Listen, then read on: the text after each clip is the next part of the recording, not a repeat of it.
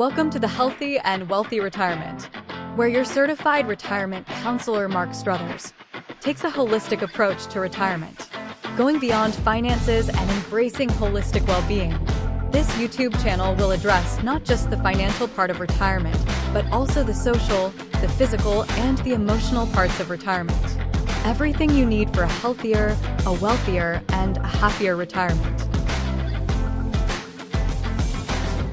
Here is your host, Mark Struthers. Hi, welcome to the Healthy and Wealthy Retirement. My name is Mark Struthers. I'm your host. Thank you so much for joining us, and please hit subscribe to make sure that you have a healthy and wealthy retirement. Today we are talking about moving to a low income tax state. It's been in the news a lot recently here, but mostly from New York to Florida. A lot of people are relocating because of the high tax rates, and you see it here in Minnesota as well. We are on the list of some of the highest tax states in the country for income tax. And in here in Minnesota too, we certainly have a lot of folks who simply go to Florida or Texas, a southern state, for the warmer weather. So I guess it's a double bonus. So we're going to talk about that strategy, and it's not a bad one, but I have seen a lot of clients make mistakes because they didn't make an informed decision. And financial planning is all about making better informed decisions. So here are some things to consider.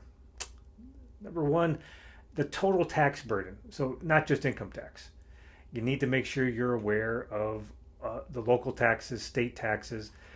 Now here in Minnesota, we don't have income tax at the city level, but you look at some folks in California or New York, they certainly do. And just a side note, if you're moving to a different state, find out if they tax Social Security. Sometimes the formula can be different from state to state. A lot of states don't, but just make sure you're aware. And this kind of thing does take some planning. So it's often good if you can have your CPA, your tax preparer, your financial planner. Especially now, we have access to software that we can plug in things, and we can have all your information, do tax projections or just your current taxes, and say, hey, let's switch the state and see what happens. Property taxes is a big one. So some states, here in Minnesota, it's unusual. I see property taxes a whole lot over 1%. Now, sometimes the counties can play games with the value of the property and if they want to get more revenue.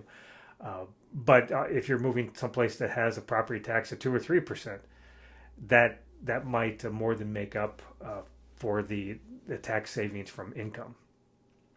Just a reminder for folks, when we're talking about income being taxed in retirement, quite often we're not talking about W-2 or wages or 1099 income, contract income. We're talking about income from your traditional IRAs, your 401ks, those pre-tax dollars that have yet to be taxed. And also, don't forget to look for things like a property tax rebate. So here in Minnesota, we have a nice one. If your income's low enough, you could get a really nice property tax rebate, and depending on how much tax you're saving at the state level, if you lose that might again you might be losing more than you're gaining. Home affordability is a big one. So even though if you're moving, and this is why you really do need to do your research, how much is the house going to cost? And those of you that are watching on YouTube will flash up a screen of the graphic that shows some of the more expensive house states. But if you have to pay twice as much for the home that you would have had here in Minnesota, not to mention that even if the property tax rate's the same, but it's based on a percentage, and when you're talking about home ownership, everything's tied to the cost of the home. So your repair and remodel almost always go up. It's more expensive to live there. So make sure you're considering that as well. Insurance costs, and that relates to the value of your home. If the value of your home's higher, your insurance costs are going to be higher, but also it could be things like not just property casualty, but automobile insurance, that kind of thing. Number 4 I have is quality of life, and this is a big one. There's more and more evidence, and I see it all the time. being middle-aged myself and having a 16 and 19-year-old, I see the need of community and social circles. I see a lot of folks who are very financially prepared, financially well, but they're not well socially. They lack the community connection, and that takes its toll. That you hard to be happy if you don't have those connections. And also, wherever you move to, do they share the same interest? If you're really active, if you're in the running, but no one else in that area is big in the running, are you going to be happy if you can't? Quite often runners are. There a lot of times they're folks. My oldest ran cross country. The 19-year-old, he's an introvert. Part of the reason he liked it over team sports and triathlons for a little while was that he had the solitude. He had his alone time. But that being said, do you have activities or interests where you need a connection with people? Are they big into pickleball like you are? Or are you looking for a keystone activity like we've talked about before? Something like a CrossFit, to where you're looking for a group that is big on nutrition and just being active, mountain biking, that they're into anything, whatever the activity is. It could be the activity, or it could be you're looking for a cornerstone, a keystone activity that can lead to a deeper connection because your interests are spread out to other things. Related to my running comment, infrastructure. Here in Minnesota, we have lots of great trails. Is it worth the high taxes we pay? Well, you'll get you'll get differing opinions, but if you are paying lower taxes, quite often you might be giving up on infrastructure. So there's no good or bad here. It's about making an informed decision and saying, "Yep, I'm going to miss the infrastructure. I'm going to miss the trails, or in the case of Minnesota, I'm going to miss the lakes." And I tend to think we take a good job taking care of our lakes if that's something that's important to you. Or I'd say, well, Florida, I don't have income tax and I can be on the ocean. Again, it's about making an informed decision. I have on here for number 5 job opportunities, and that's if you're looking to work. Say if you're retired, most often you're not working full time because that's really not being retired. Or you want to work comfortably in retirement, or most often part time. And if the job you want isn't available there, or if the economic, say if you're moving to an area that is more economically sensitive, then the stability of that job might be less. Number 6, I have cost of living, healthcare. Is the healthcare more expensive? Is it as good?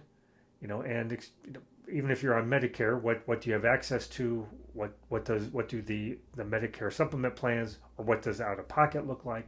All those things. And then especially if you are not yet of Medicare age, what does the ACA, the healthcare exchange, what does their healthcare exchange look like? What sort of plans are you going to have available? What's the cost?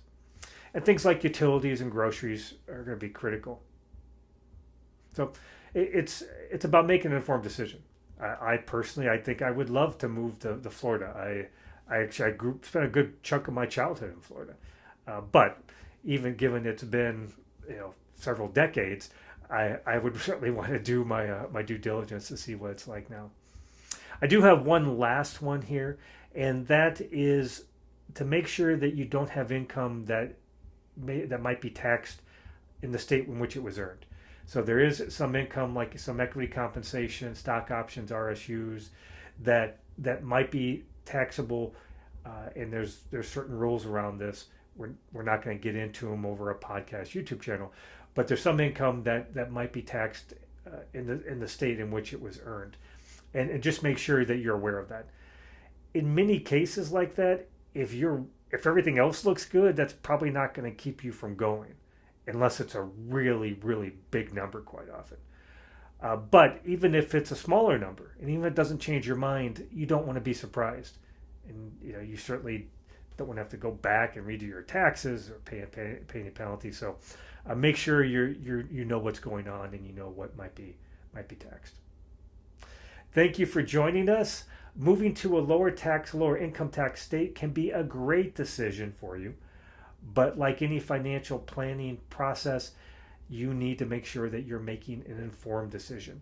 And if you review some of the things that we've talked about here, you will certainly have a healthier, a wealthier, and a happier retirement. Stay well, everyone.